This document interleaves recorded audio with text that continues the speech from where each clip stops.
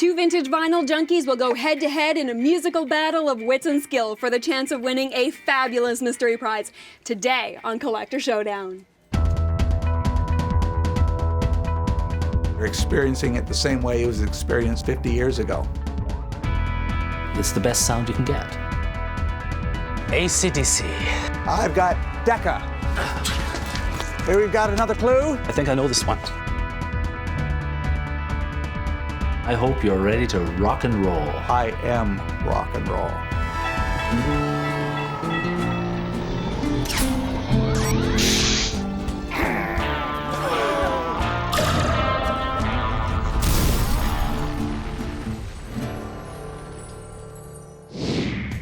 We are at Rick's Collectibles, a vintage record store that's a major go-to place for everything from punk to funk. It's the perfect place to stage a record showdown. On Collector Showdown, there are two challenges. First, a test of knowledge. Second, a test of skill. If our contestants are tied after the first 2 rounds, we go to a sudden death showdown. The stakes are high and the winner takes all. The prize will be a dream come true for only one of these 2 collectors. Will it be Howard, a manic music fan who's into all the oldies, or Ivan, who's really into punk rock and garage rock styles? You're just gonna have to watch and find out. Did you know that vintage vinyl records can sometimes go for thousands of dollars? Like this album right here, the most rare rockabilly album in the world, Johnny Burnett. This one's worth $500, but if it were in mint condition, it would be worth $6,500. Well, we say vintage because vinyl went out of fashion a couple years ago, but now it's coming back, and a lot of the young kids are getting into it. If you have something that is rare, it's because they didn't make very many copies, and now guys are really happy to get it, so the price goes up. The debate is that the vinyl sound is a little better than the CDs. There's something about having that big platter in your hand. It's like a little poster. Cover art is amazing. It can be hung up in any art gallery, and it really reflects the times. It's like sitting down with an old friend. For me, I know I love this Grateful Dead album, and it's got a really cool cover. But for vintage record collectors, they've got an encyclopedic knowledge of their collection. Not only can they tell you the artist and album name, they can also tell you when and where it was recorded and the record label. Hi, I'm Howard, and I have a collection of 12-inch LPs. Starts at about 1953, and the newest records would probably be 1965 or 6 or so, about the time the Beatles came in. My name is Ivan, and I collect 1966 garage records. Well, originally it was known as punk rock until the era of the Sex Pistols and the Ramones. I try not to count the number of albums I have because it might frighten some people, but I believe there's 2,000 or so in my collection. I have about 1,945s and about 1,000 albums. I was about 8 or 9 years old when I got my first LP, and that was a couple of Elvis albums that were passed along by an older brother of my older sister's friend. I spent more time as a kid with the record player than I did with a TV set. I've been collecting records since high school, since 1980, and by about 1983, I had become, if you like, a mid-1960s specialist. The subjects I cover are old rock and roll, rockabilly, rhythm and blues, with some jazz and soundtracks, and even a few easy listening albums. I have here what is generally agreed on by garage collectors as the last official garage record of the 1960s canon. This is the MAGA, You Don't Know Me, and it's a swinging classic all the way. This is the first album that ever used the word rock on the cover. When this album came out in '53, the term had been bandied about for about 5 years at that point, applied mostly to black rhythm and blues. But this album is Bill Haley's first. This one is Rockin' with the Astronauts, which is perhaps the first mid-60s record I ever bought. Throughout the 1970s, this was a highly sought-after item, worth $200. But then in 1980, some guy found a warehouse of them, unused since 1965 when it was issued, like 10,000 mint copies. So ever since then, the value has just... The condition is vitally important to the value of a record. You know, a record that's worth $5 in terrible condition can be worth hundreds in good condition. This is The Haunted out of Montreal, Quebec. This album, I understand, in mint, mind you, this is obviously not mint, can trade up to $2,000 though.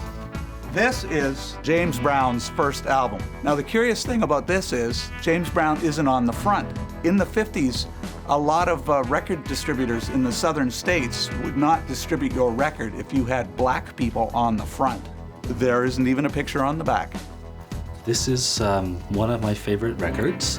It's an anthology album on the Pebble series. It has some of the best examples of 60s punk rock ever issued. The one that brings tears to my eyes, if I may say that, is track 4, At the River's Edge by the New Colony 6. That is like the archetype of what a 1966 garage record sounds like. The reason I prefer albums over CDs is because it's an original source material. I find something uniquely fascinating about having a relic of the original era. When you get an old album, you're getting it just the way it was, and you're experiencing it the same way it was experienced 50 years ago. I think the sound on an original 45, original pressing of course, it's the best sound you can get. CDs may sound better, I don't know, I don't listen to them. In high school, some of my friends and I formed our teenage sort of high school punk rock band, doing covers of The Damned and the Ramones and the Undertones. I've been a professional musician most of my adult life. Creaking floor, I hear that creaking floor. My band was called the Frigid and I played the double bass. As a musician, I was lucky enough with the band to back up some of my heroes. This is an autograph. Back 25 years ago, I backed up Frankie Lyman and the Teenagers when they were in Toronto. To Howard, take care, and sincerely yours. Thank you. Thank you very much. Howard, I have 3,000 records from the Astronauts to the Zombies. I don't just collect records. I've played most of the music on my record collection. And I hope you're ready to rock and roll. I don't just collect rock and roll, I am rock and roll. This is the first time our contestants are getting to meet each other. Howard, Ivan, Howard. Ivan? You have anything to say to each other? Love the jacket, Howie, but this is showbiz. I hope you play better than you dress. We'll soon find out. Yeah, we will.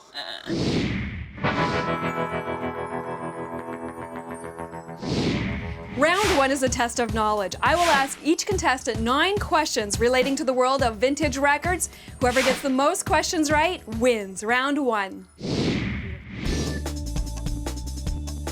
Which record company invented the LP format record that was introduced in the late 1940s?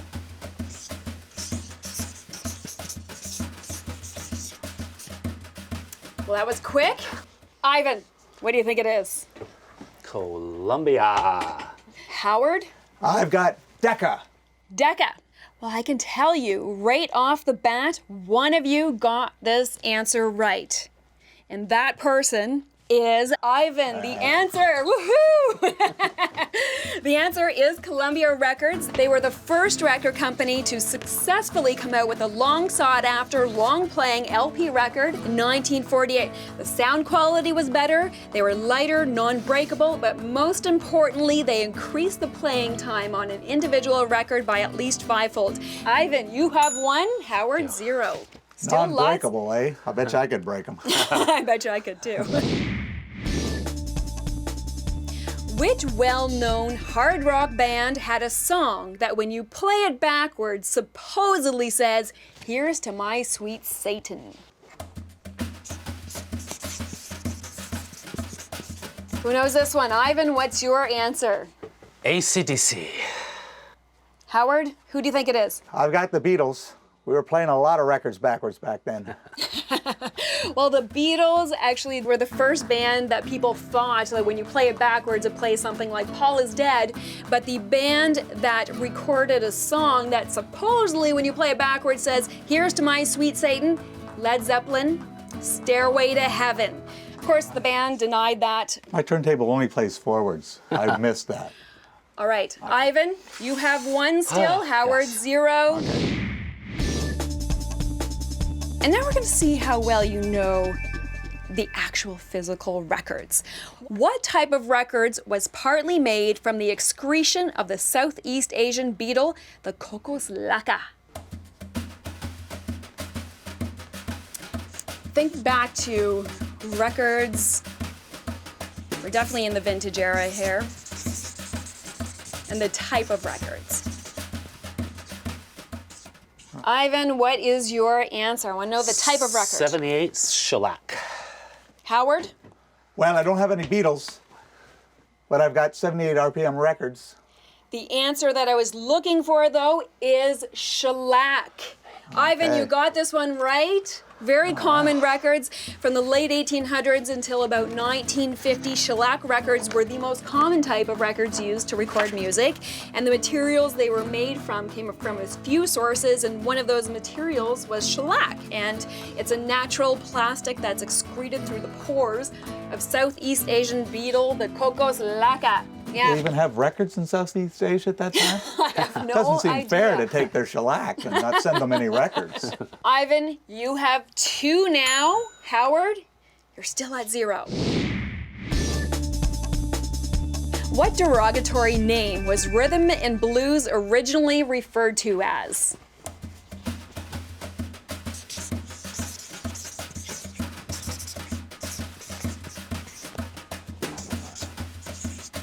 Howard, do you think you know this one? Oh yeah, I gotta know something sometime today.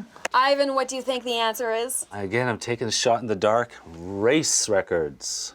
Howard. Well, I believe Ivan is correct. Race records. Race records, race music, and Yeah. you both got this one right. Before there was R&B, record companies marketed music by and for African American audiences as being race music. And that genre of music allowed many African American artists to finally reach a national audience.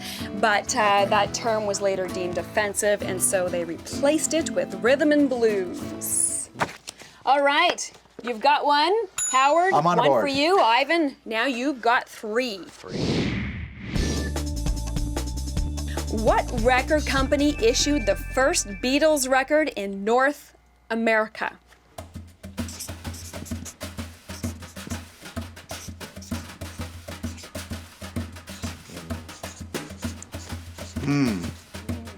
Ivan, what do you think it is? I'm taking a guess. VJ.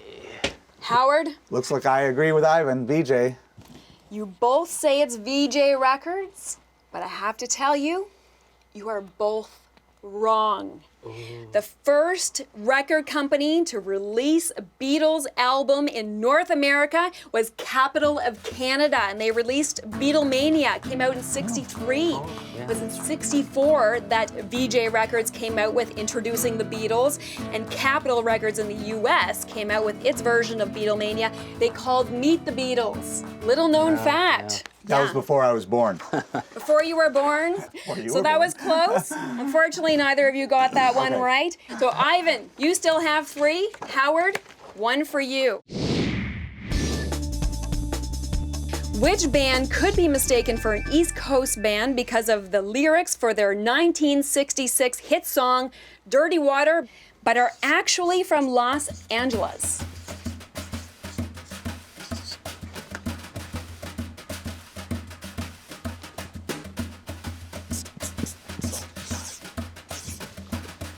Ivan, you look awfully confident over there. I think I might know this one. What is your answer, Ivan? Well, I love Boston too, so I'm going with the Standells. Howard?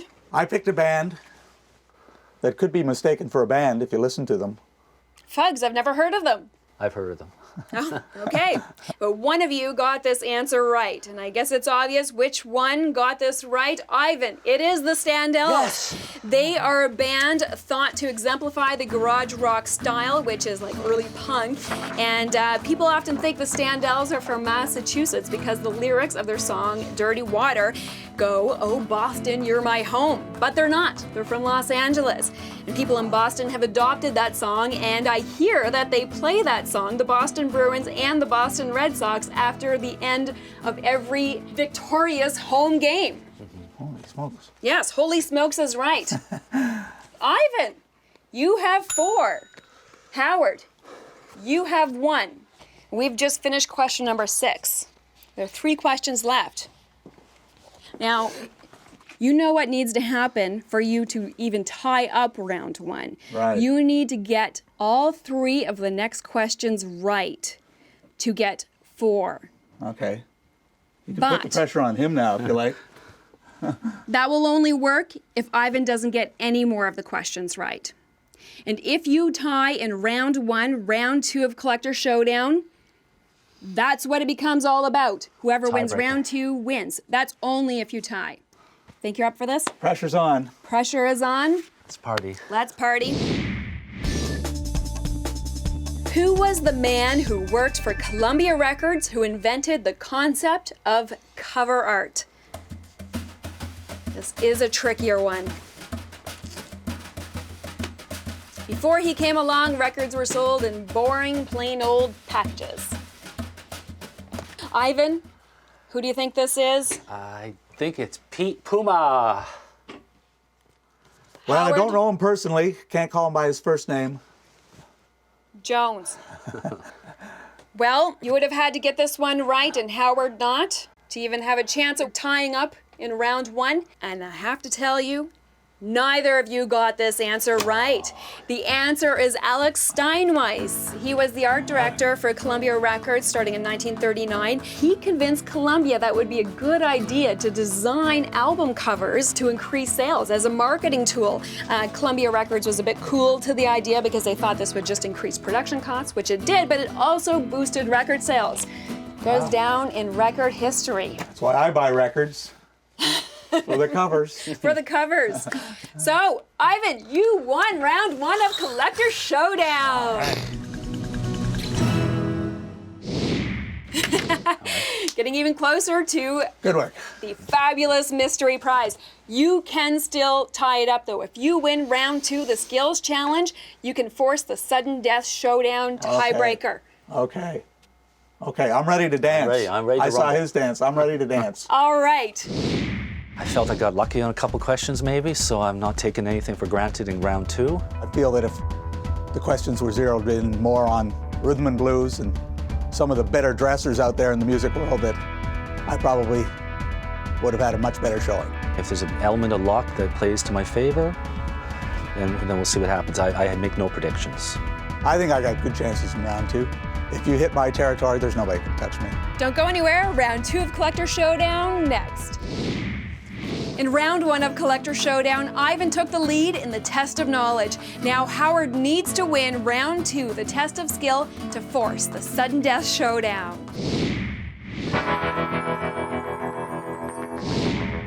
Now this skills challenge, we're gonna test not only your vintage musical knowledge a bit, but we're also going to test how well you can get around in a store like this, which you should be able to do very well, being serious music collectors. I have a clue for each of you in my hand. That clue will lead you to another clue, which will lead you to another clue, and so on, until the final clue will bring you back to me, where you have to ask me for the record that I have behind my back, and you have to ask me correctly. I want to know the name of that record. Ivan, you won round 1 of Collector Showdown. Yes. So if you win this round, the skills challenge, that's it, game over. You get the fabulous mystery prize. Let's rumble. Howard, you need to win I understand. to force a sudden death I showdown. understand.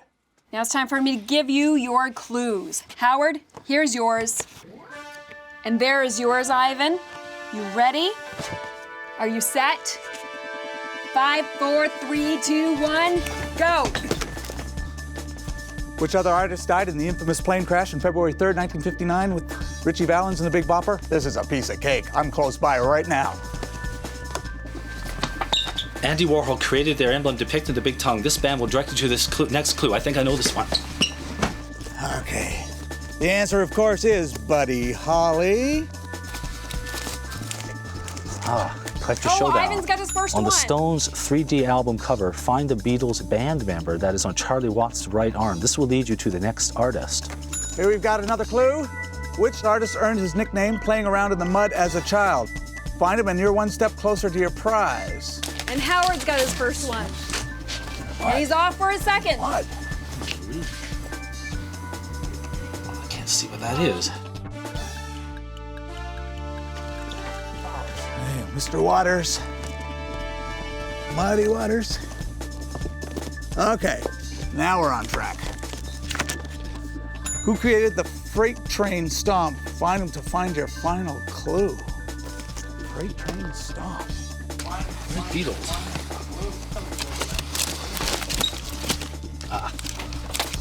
The name of this Tacoma-based band is said to have been inspired by the Boeing factory in and around Seattle. Ivan's got a second one. This might be... Howard, how are you doing over there? Yes, miscellaneous maybe.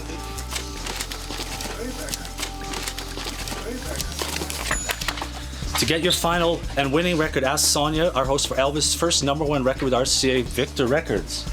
All right, come back to me. Is it Don't Be Cruel? No. Is it Heartbreak Hotel? You are the winner. It is Elvis Presley Heartbreak Hotel. Howard, come on in. All right, one moment, Howard. Now, congratulations, Ivan. You are the winner of Collector Showdown.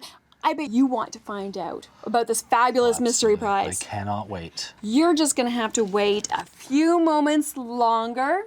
Howard, you didn't win. Well, clearly Ivan was running at 78 RPM today, and I couldn't get up past 45. Howard, unfortunately, you didn't win Collector Showdown, and you're not going to be able to claim the fabulous mystery prize. No. We don't want you to walk out of here empty-handed, so please take this Elvis Presley Heartbreak Hotel. Oh, thank you. It's Enjoy back to it. the end of Lonely Street for me. Ivan, you rocked it! Yes, I rocked it and rumbled it. And the Charlie Watts guy gave me a bit of a hard time on that, but had to squeeze in with my eyeglasses, and I was able to see George Harrison. But you did it, and I did. I It was bet you tough. want to know what you won. I certainly do. I cannot wait for my mystery prize. Your fabulous mystery fabulous prize. We are mystery going prize. to a mystery location for that. Come on. Oh, wow. Ivan, we are here at the Musical Collectibles Show. It is time for you to collect on your fabulous mystery prize. Bring it on. And we're here early, before the official open, amongst all these other people who have paid to be here early for one reason. But before I tell you what that reason is and tell you what this fabulous Right. mystery prize is, I just want to ask you a question. How much do you normally spend on your records? $30, top price. And why is that? Well, I have a mortgage, I have a wife, I have 2 kids, and I think I might go bankrupt otherwise. You don't have to worry about that today, because today, your fabulous mystery prize, we are giving you Whoa!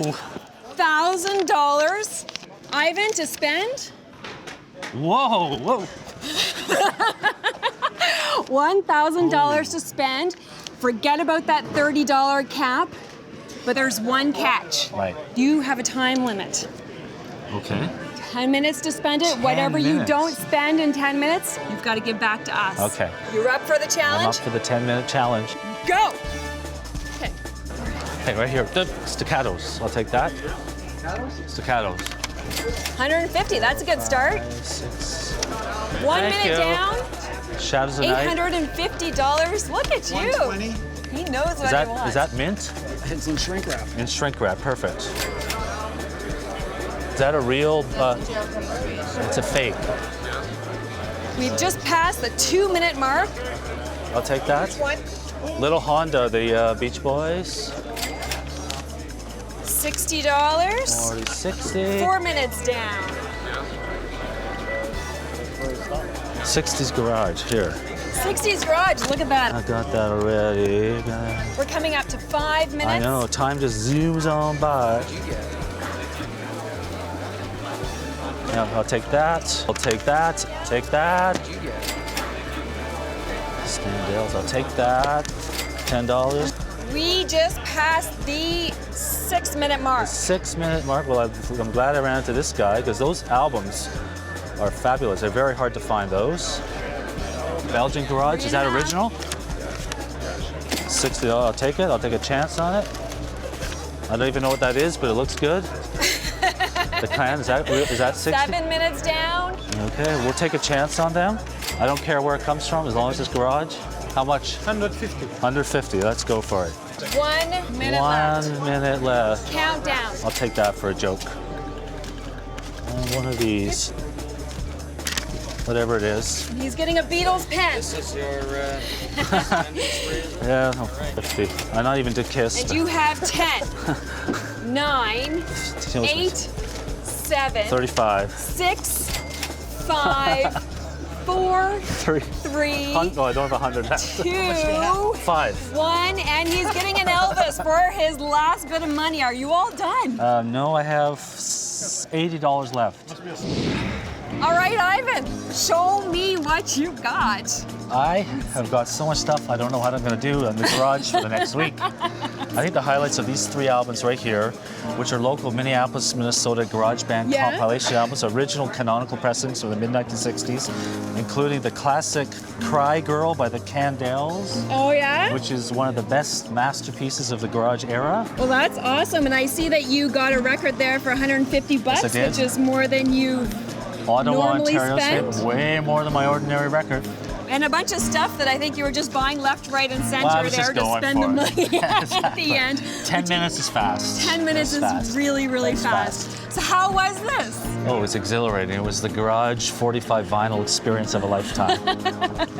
Well, I'm glad we could be part of it, and I'm glad you could be part of Collector Showdown. I loved being on the show. Thanks a lot, Sonia. You're welcome. We will see you next time with 2 more Collector Showdown for the experience of a lifetime. Creaking floor, I hear that creaking floor. I keep hearing the couple next door. If I was a sneak, I'd take me a peek instead of lying here and pretending to snore. Squeaking springs, I hear there squeaking springs. They speak of the pleasure that nature brings. It sounds like a riot, and I wish I could try it. But passion ain't one of those neighborly things. Thank you. Thank you very much. Click on screen for more videos of extraordinary humans.